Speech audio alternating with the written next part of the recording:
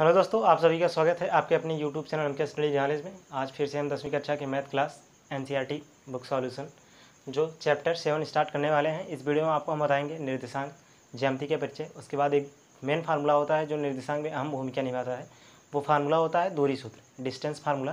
तो इस डिस्टेंस फार्मूले को आज हम प्रूव भी करेंगे, यानी कि ये फार्मूला में प्राप्त कैसे होता है। ये स्मॉल डी बराबर अंडर रूट में x2 - x1 का whole square plus y2 - y1 का होल स्क्वायर, इस फार्मूले को हम सिद्ध भी करेंगे। और चलिए, मैं हूं मनोज कुमार और आप देख रहे हैं अपना YouTube channel MK study knowledge. तो चलिए हम क्या करते हैं, तो सर्वप्रथम चैप्टर 7 स्टार्ट किया जा रहा है। चैप्टर 7 जिसका नाम है कोऑर्डिनेट ज्योमेट्री, ठीक, निर्देशांक ज्यामिति। तो निर्देशांक ज्यामिति होता क्या है, पहले हम इसके बारे में जानेंगे, ठीक। निर्देशांक ज्यामिति, तो निर्देशांक ज्यामिति पिछली कक्षा में आप पढ़े होंगे, ठीक।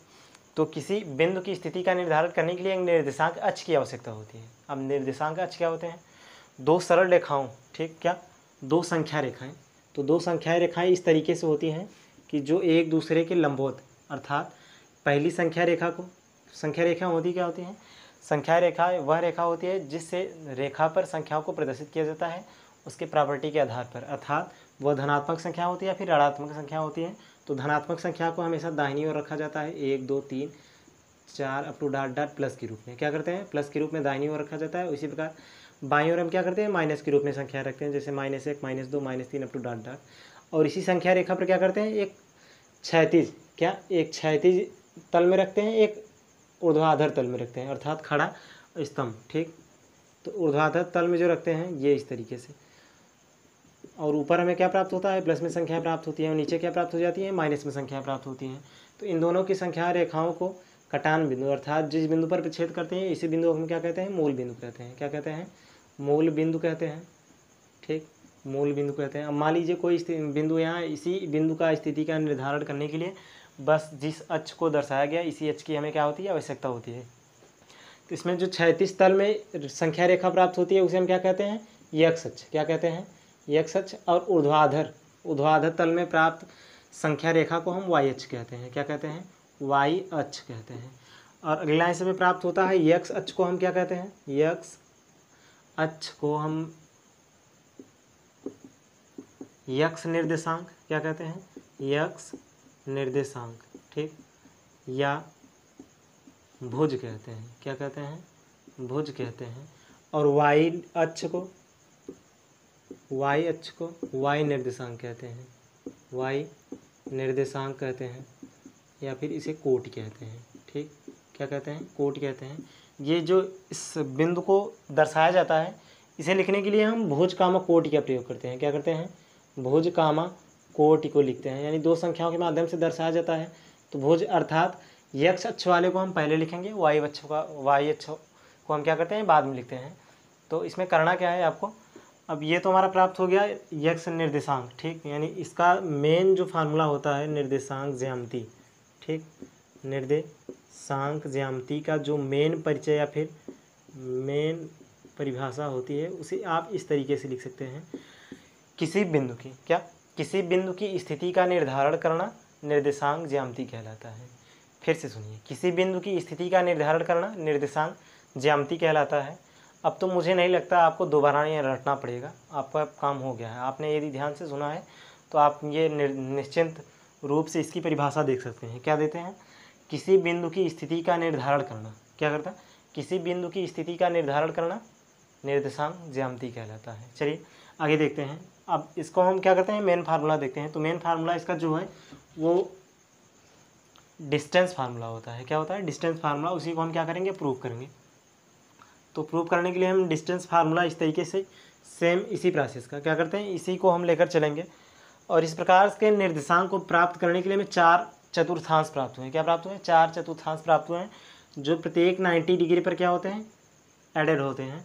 तो हमें प्राप्त हो जाएगा यहाँ, ये प्रथम चतुर्थांश है। क्या है, प्रथम चतुर्थांश, क्या, प्रथम चतुर्थांश, ठीक। और ये क्या है, द्वितीय है, ये क्या है, थर्ड है, ये फोर्थ, ठीक। यानी प्रथम द्वितीय तृतीय चतुर्थ, इस प्रकार से क्या प्राप्त होते हैं, चतुर्थांश प्राप्त होते हैं। और प्रथम चतुर्थांश में प्लस प्लस संख्याएं ली जाती है, अर्थात इसे हम प्लस कामा प्लस लिख सकते हैं। उसी प्रकार दूसरा में प्राप्त होता है क्या, ऊपर तो प्लस प्राप्त हुआ है, ये कौन सा अक्ष है, वाई अक्ष है, तो वाई अक्ष को हम क्या करते हैं बाद में लिखते हैं। तो एक्स अक्ष पर क्या प्रदर्शित हो रहा है, माइनस, तो माइनस कामा क्या करते हैं, प्लस कर देते हैं दूसरे चतुर्थांश में। और तृतीय चतुर्थांश की बात आए तो नीचे भी हमें क्या प्राप्त होता है, माइनस प्राप्त होता है, ऊपर हमें क्या ऊपर यहाँ प्लस प्राप्त होते हैं और नीचे क्या प्राप्त होते हैं, -1 -2 अर्थात माइनस में प्राप्त होते हैं। तो ये दोनों ही अक्षों में हमें क्या कार्य करते हैं, माइनस कामा माइनस, ठीक, तो माइनस कामा माइनस प्राप्त हो जाता है। और चतुर्थांश में क्या प्राप्त होता है, प्लस कामा माइनस, क्या प्राप्त होते हैं, प्लस कामा माइनस। तो ये इनके सिंबल हैं, ये प्लस प्लस प्राप्त है, तो आप समझ सकते हैं ये किस चतुर्थांश में, प्रथम चतुर्थांश में होगा। और माइनस प्लस होंगे तो द्वितीय, माइनस माइनस होंगे तो तृतीय, और प्लस माइनस होगा तो चतुर्थांश में संख्या रेखा को प्रदर्शित करना है। इस तरीके से आप एकदम कन्फर्मली बता सकते हैं किस चतुर्थांश में है। तो चलिए दूरी सूत्र पर ध्यान देते हैं। तो डिस्टेंस फार्मूला को हम इस निर्देशांक अक्ष की सहायता से क्या करेंगे, ज्ञात करेंगे। तो मान लेते हैं ये कोई दो बिंदु हैं P और Q। माना P बिंदु का निर्देशांक x1, y1 है, यानी ये जो बिंदु हमें प्राप्त है इस बिंदु का निर्देशांक x1, y1 है, और इस बिंदु का निर्देशांक क्या है, Q वाले बिंदु का निर्देशांक x2, y2 है। तो x2, y2 है। और थोड़ा सा ये ध्यान दिया जाए, यहाँ मूल बिंदु से T के निर्देशांक अर्थात यहाँ से यहाँ की जो डिस्टेंस है मान लेते हैं x1, क्या है, x1 है। और इसी प्रकार से और यहाँ मूल बिंदु से यस तक की दूरी यदि लिया जाए तो हमें x2 यानी x2 मान लेते हैं। और यदि T से यस की दूरी लिया जाए तब क्या प्राप्त हो जाएगा, इतने में से इतना घटा दी तो इतना हमें क्या प्राप्त होगा, इतना प्राप्त हो जाएगा, अर्थात ये प्राप्त हो जाएगा x2 - x1, क्या, x2 - x1। और इसी प्रकार से y अक्ष पर मान लेते हैं जो ये Q वाली P वाला बिंदु है, इस बिंदु का निर्देशांक यहाँ इसकी सीधाई पर है। तो मान लेते हैं यहाँ से यहाँ तक इसकी डिस्टेंस क्या है, y1 है, और ये वाला Q तक है यानी इससे ऊपर है, इसके निर्देशांक हम क्या मान लेते हैं, y2 है, अर्थात इसकी दूरी y2 है। अगर यदि हम यहाँ से यहाँ तक की दूरी निकालना चाहें तो हम फिर से हमें क्या प्राप्त हो जाएगा, y2 - y1, ठीक, क्या प्राप्त होगा, y2 - y1 प्राप्त हो जाएगा।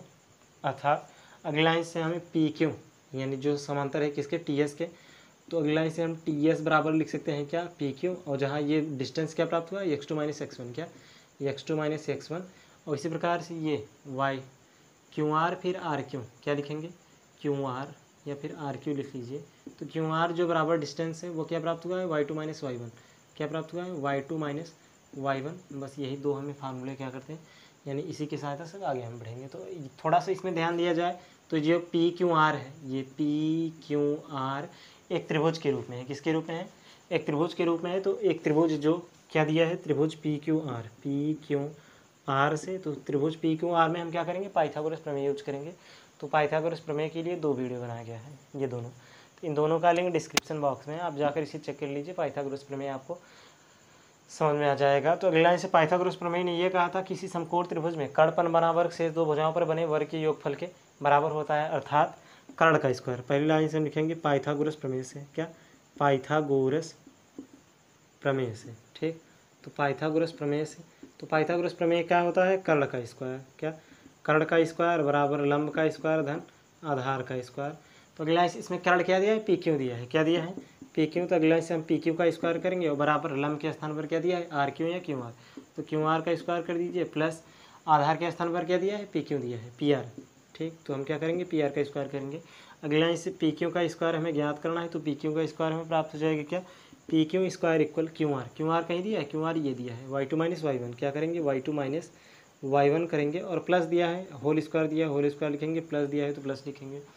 अगला इससे PR, जहाँ PR सही बात है, देखिए PR, ठीक, PR यहाँ है, यानी ये वाला डिस्टेंस क्या था, x2 - x1, यहाँ R लिख दीजिएगा आप लोग, या फिर TS के बराबर था। तो यहाँ हम क्या लिखेंगे, वो x2 - x1, क्या लिखेंगे, x2 - x1, और इसका भी हमें क्या करना है, स्क्वायर करना है, तो हम क्या करेंगे, स्क्वायर कर देंगे। अगली लाइन से देखिए PQ स्क्वायर बराबर, ये दोनों प्लस में आगे पीछे लिख सकते हैं, कोई दिक्कत नहीं, ठीक। अर्थात x2 - x1 को हम पहले भी लिख सकते हैं और बाद में लिखेंगे, तब पर भी कोई दिक्कत नहीं, होल स्क्वायर है, होल स्क्वायर लिखेंगे, प्लस y2 - y1 भी कर देंगे, तो y2 - y1 का भी होल स्क्वायर कर देंगे।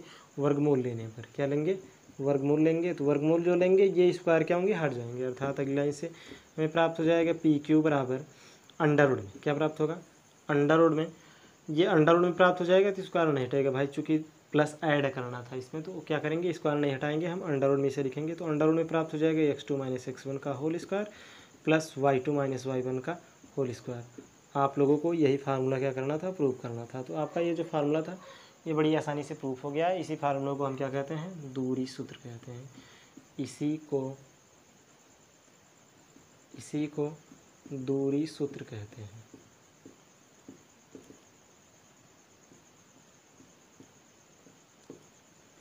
ठीक, एक बार और आप लिख सकते हैं क्या, पी क्यू बराबर, या फिर इसे हम स्मॉल डी से अर्थात distance formula, small D equal में प्राप्त होता है क्या, अंडर रूट में x2 माइनस x1 का whole square plus y2 minus y1 का होल स्क्वायर। तो ये फार्मूला हमें क्या हो गया है, प्रूफ हो गया है। तो इसी फार्मूले की सहायता से आगे हम बढ़ेंगे। चूँकि प्रश्नावली 7.1 में इसी फार्मूले की अहम भूमिका है, तो ये फार्मूला डेरिवेशन हो गया है। ये किस प्रकार से प्राप्त होता है ये आप जान चुके हैं। तो आई होप ये वीडियो आपको पसंद आया है। तो वीडियो पसंद आए तो वीडियो को लाइक कीजिए, अपने दोस्तों के साथ भी शेयर कीजिए, और आप मेरे चैनल पर पहली बार आए तो चैनल को सब्सक्राइब कर लीजिएगा। क्यों, जब मैं वीडियो डालूँ तो उसका डायरेक्ट नोटिफिकेशन आपके पास पहुँच जाए, जिससे आप पढ़ सकते हैं, नॉलेज भी प्राप्त कर लेंगे। तो चलिए मिलते हैं अगले वीडियो में, तब तक के लिए बाय बाय।